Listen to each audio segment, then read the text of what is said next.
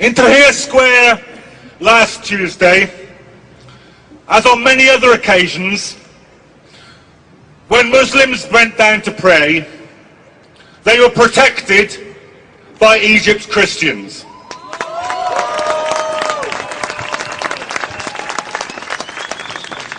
Tomorrow, I've just received this message from my friends in Tahrir Square right now. They have decided that tomorrow will be a day for the martyrs, and that a mass, a Christian mass, will be said in Tahrir Square, and the Christians will be protected by the Muslims.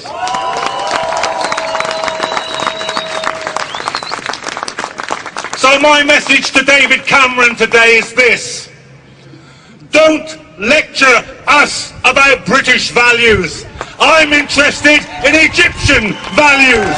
I'm interested in the values of the Egyptian revolution. It's no mistake, you know, that speech is made by Cameron today. Perhaps no mistake, it's made in all places in Munich today.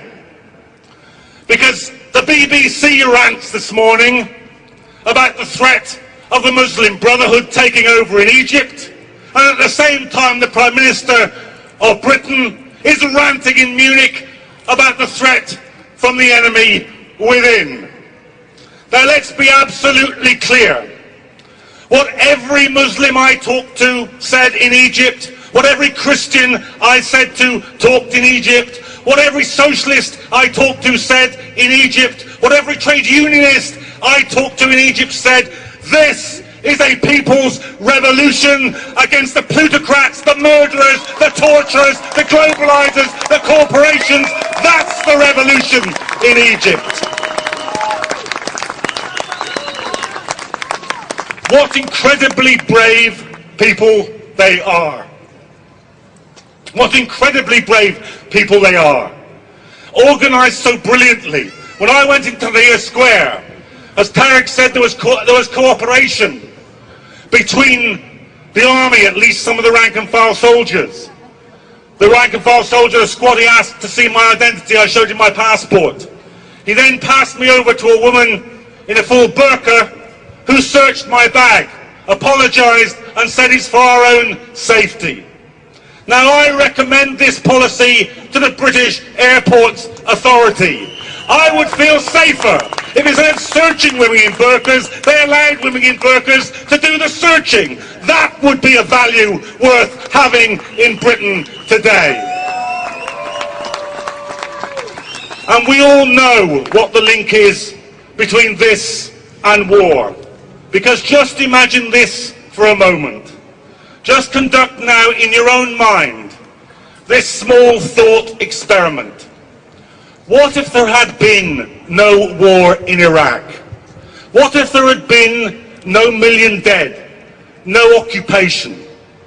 What would now, after Tunis, after Cairo, after Egypt, what would the headline that we would be reading say?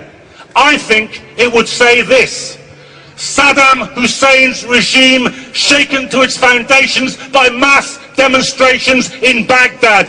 That's what it would be reading. And that is the way that we would be dealing with all the Arab dictators.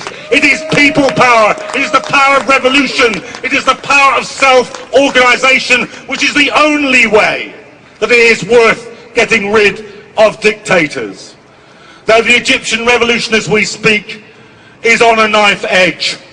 We've seen it this week, the beauty of the revolution occupying Tahrir Square, the ugliness, the depravity, the brutality of those mobs of plainclothes policemen, of hired thugs trying to drive the revolutionaries off the square. And then that fantastically brave response as they pushed them all the way down Tahrir Square and out the exit by the Egyptian Museum.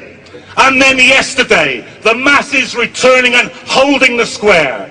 Today, as we meet here, they're arguing with the army officers. A senior army general has just spoken from the platform in Tahrir Square and said, I'm worried you're being manipulated. But the people there are chanting, We won't go until he goes. We won't go until he goes. The soul, the heart, the existence of the Egyptian revolution is at stake. And every last thing that we can do, every last protest, every last meeting, every last letter, every last message, you must do it. Because this revolution is a profound revolution. It can alter the whole imperial architecture of the Middle East. It can deal at one moment the single biggest blow that could be delivered to Islamophobia. It can give a beacon of hope to working people and poor people the globe over.